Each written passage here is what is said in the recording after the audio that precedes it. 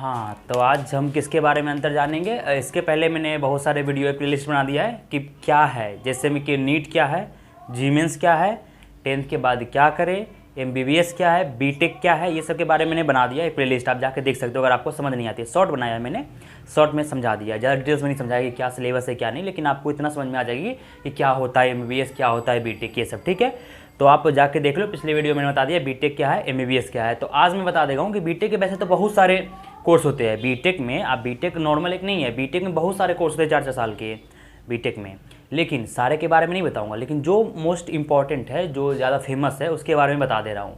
तो बीटेक में तो 4 साल का कोर्स होता है, वो तो आपको मालूम है, आप जाके देख लो, प्लेलिस्ट में बता दिया हूँ, ज़्यादा लंबा बताऊँगा नहीं वीडियो। तो बीटेक जो 4 साल का कोर्स है, जो कि अंडर ग्रेजुएट होता है, मतलब एक ग्रेजुएशन आपका हो गया 4 साल में, इंजीनियरिंग करने के लिए बीटेक किया जाता है, वो आप जाके देख सकते हो वीडियो में। अब मैं बता रहा हूँ कि बीटेक में बहुत सारे फेमस कोर्सेज हैं, जैसे में कि बीटेक इन CS मतलब computer science, BTech in biochemical, chemical engineering, civil engineering, BTech in IT, ये सब सेक्टर जो है, इसके बारे में जो 4-5 मोस्ट इंपॉर्टेंट है, जिसके जो बारे मतलब ज़्यादा इंपॉर्टेंट है, बंदे करते हैं, उसके बारे में बताऊंगा क्या क्या होते हैं। ठीक है, तो आज मैं बताता हूँ कि बीटेक के बारे में मैंने बता दिया क्या है। अब बीटेक इन कंप्यूटर साइंस क्या होता है, जिसके लिए बंदे पागल रहते हैं करने के लिए, जो सबको नहीं मिलता है। अगर आप गवर्नमेंट जॉब से कर रहे हो, मतलब गवर्नमेंट कॉलेज से कर रहे हो, तो आपको जी-मेंस प्लस जी-एडवांस का एग्ज़ाम निकालना पड़ेगा, जो टफेस्ट एग्जाम होती है। अगर आपने दोनों निकाल लिया, जी-मेंस अगर आपने निकाला, जी-मेंस क्या है ये और जी-एडवांस क्या है, दोनों के बारे में मैंने बता दिया, प्लेलिस्ट में जाकर देख सकते हो। जी-मेंस क्या है, तो इंट्रेंस एग्जाम होता है आपको अच्छे कॉलेज में एडमिशन लेने के लिए, सरकारी कॉलेज में। तो अगर आपने जी-मेंस निकाला है तो आपको हर एक स्टेट के NIT में एडमिशन मिल जाएगी। NIT में अगर आप जी-मेंस के बाद आप एलिजिबल हो जाते हो जी-एडवांस के लिए। अगर जी-मेंस प्लस फिर जी-एडवांस निकाल लिया तो आप IIT के लिए एलिजिबल हो जाते हो। अगर जी-एडवांस में भी आपका अच्छा रैंकिंग आया है, वैसे तो 12th में मार्क्स आपको होने चाहिए 70+, 70-75+ होनी चाहिए जी-एडवांस में के बाद अगर आपको एडमिशन लेना है तो। लेकिन अगर आपका जी-एडवांस में अच्छी रैंकिंग है 10,000 के अंदर, तो आपको कंप्यूटर साइंस का मिल जाएगा। कहाँ पे? तो IIT कॉलेज में आपको कंप्यूटर साइंस मिल जाएगी, अगर रैंकिंग आपकी अच्छी रही तो।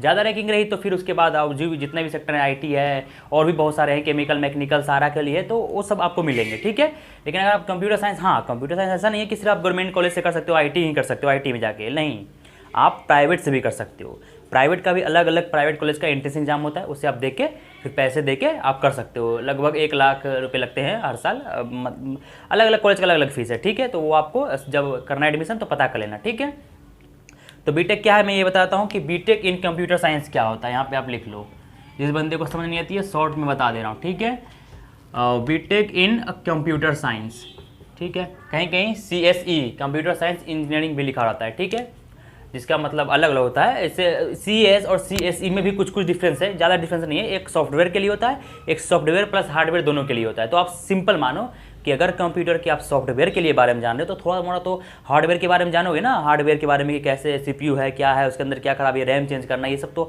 हार्डवेयर के बारे में थोड़ा नॉलेज तो मिलेगी आपको। तो दोनों नॉलेज मिलती है। तो इसमें क्या है कि कंप्यूटर के बारे में आपको हार्डवेयर प्लस सॉफ्टवेयर दोनों के बारे में पढ़ना है। ठीक है, ज़्यादा नहीं, ज़्यादा आपको सॉफ्टवेयर के बारे में पढ़ना है कंप्यूटर साइंस में, लेकिन थोड़ा बहुत हार्डवेयर के बारे में पढ़ना है। ठीक है, कि क्या है उसका आउटपुट, इनपुट, ये सब के बारे में।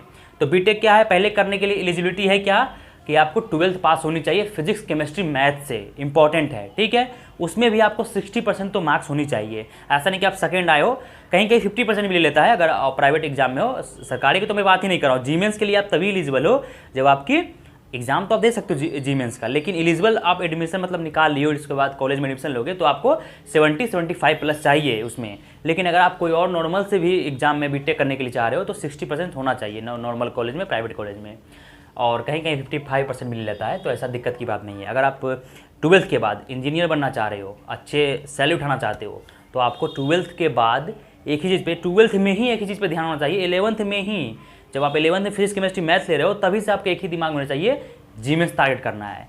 जी-मेंस आपने क्रैक कर दिया, टॉप किया, आपको NIT में एडमिशन के लिए तो आप एलिजिबल हो। NIT में नहीं भी आप जी-एडवांस क्लियर कर रहे हो तो NIT आपको मिल जाएगी। NIT में भी आप अच्छे रैंकिंग मतलब अच्छे से आप बीटेक कर सकते हो। तो छोड़ो ये सब, ज़्यादा क्या है NIT क्या है, इस सब में बारे में बता दूंगा।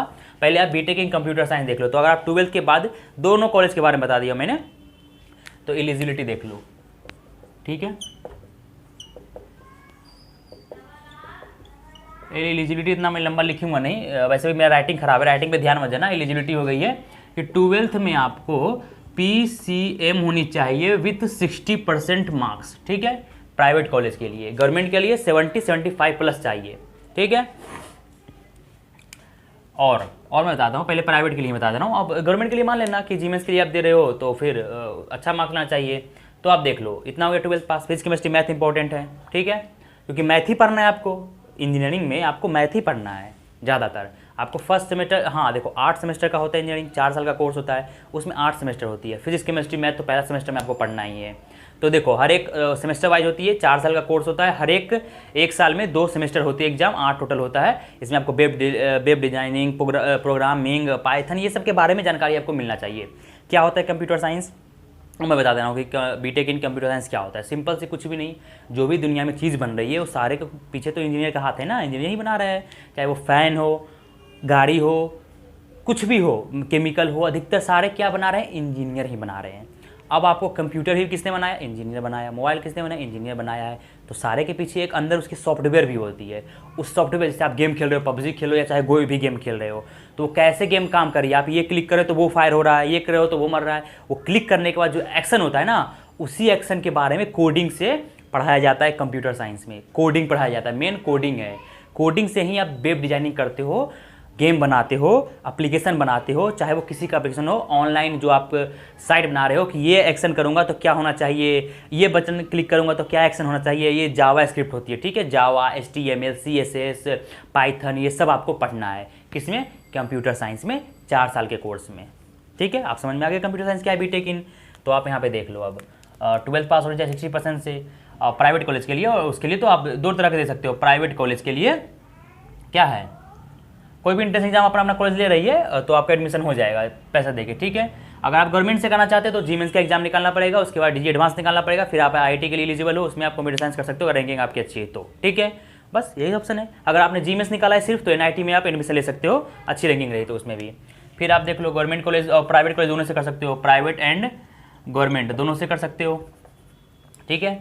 लेकिन अलग अलग एलिजिबिलिटी में बता दिया हूँ। उसके बाद फिर क्या है इसमें, ड्यूरेशन, मतलब साल में लिख देता हूँ, आपको ज़्यादा अच्छा समझ में आएगा। ईयर कितने साल का होता है, 4 साल का कोर्स होता है, एंड 8 सेमेस्टर होती है इसमें, एंड 8 सेमेस्टर, ठीक है। हर एक साल में 2 सेमेस्टर होती है, 2 बार एग्जाम पड़ेगा आपको।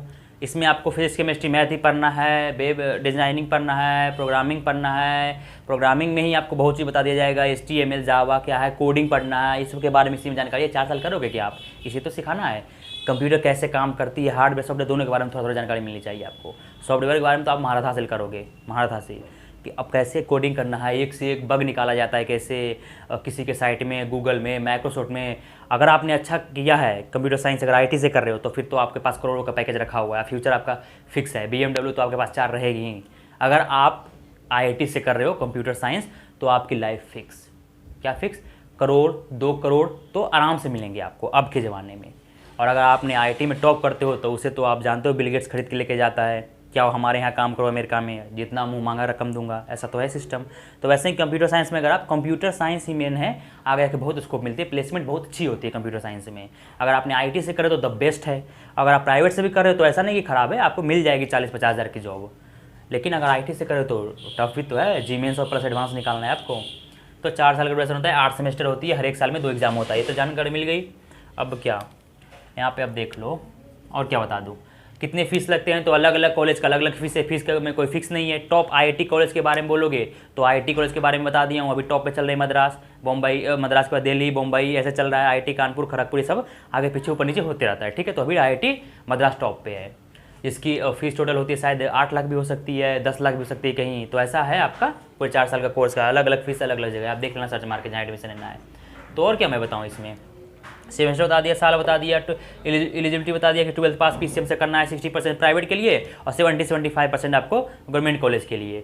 तो ये हो गया, प्राइवेट गवर्नमेंट दोनों से कर सकते हो, कोई टेंशन की बात नहीं है। और क्या चाहिए, अगर आपने बायो लिया है, एडिशनल में मैथ लिया है तो भी आप प्राइवेट से कर सकते हो बीटेक, मतलब ठीक है। उसके बाद और क्या बताऊँ इसमें, बीटेक इन कंप्यूटर साइंस, ये कंप्यूटर साइंस में क्या पढ़ना है, तो कंप्यूटर साइंस में आपको कंप्यूटर के बारे में पढ़ना है, सॉफ्टवेयर के बारे में पढ़ना है, वेब डिजाइनिंग के बारे में पढ़ना है, कैसे कोडिंग होती है। कोडिंग ही मेन इंपॉर्टेंट है, जिससे आप वेब डिजाइनिंग करते हो। HTML CSS जावा इसके बारे में बता दिया हूँ मैं, यही सब तो पढ़नी है और कुछ नहीं। गेम कैसे काम करता है, एप्लीकेशन कैसे बनती है, यही सब बनाना तो सीखना है। इसी का आपको टॉप लेवल का पैकेज मिलेगी निकलने के बाद। तो बस फीस तो आप जान ही गए हो यहाँ पे कि फ़ी आपको अलग अलग कॉलेज में अलग अलग मिलेंगे। 8 to 10 लाख रख लो आप, ठीक है, 8 to 10 लाख।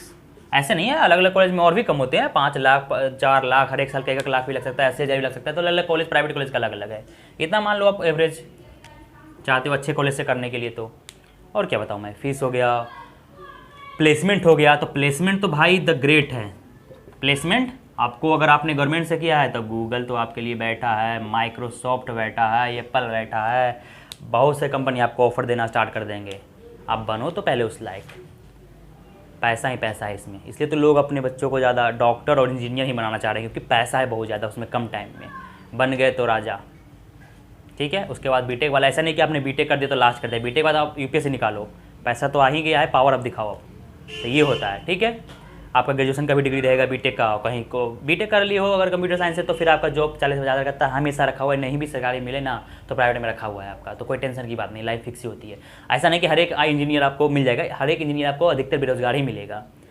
अब बताऊँगा क्यों बेरोजगार है, आगे बताऊँगा, वीडियो लंबी हो जाएगी इसलिए मैं शॉर्ट में बता दिया हूँ। ठीक है, अब देखो जितना मुझे पता है फिलहाल के लिए इतना मैंने बता दिया है। किसी को कुछ एक्स्ट्रा डाउट लगे, पूछना हो, या फिर कुछ में इसमें गलती लगे आपको, या कुछ समझ नहीं आया हो तो आप कमेंट खुला है, कमेंट में पूछ सकते हो, मैं उसी समय आपको रिप्लाई दे दूँगा। ठीक है, तो अगर समझ में नहीं आई हो तो पूछ लेना मेरे से, उस समय मैं कमेंट में रिप्लाई दे दूँगा। ठीक है, राइटिंग में जाना मत, राइटिंग मेरी ख़राब है। बाकी मैंने बता दिया कि बीटेक इन कंप्यूटर साइंस क्या है, बहुत सारे कोर्स हैं, बहुत सारे, जो मेन है वो बता दिया हूँ, मतलब बता दूँगा। तो कंप्यूटर साइंस बता दिया बीटेक में 4 साल का कोर्स, फी कितना क्या होता है, कैसे प्लेसमेंट, बस इतना काफ़ी जानकारी। जो डाउट हो आप पूछ लेना कमेंट में। मिलते हैं नेक्स्ट वीडियो में, बाय।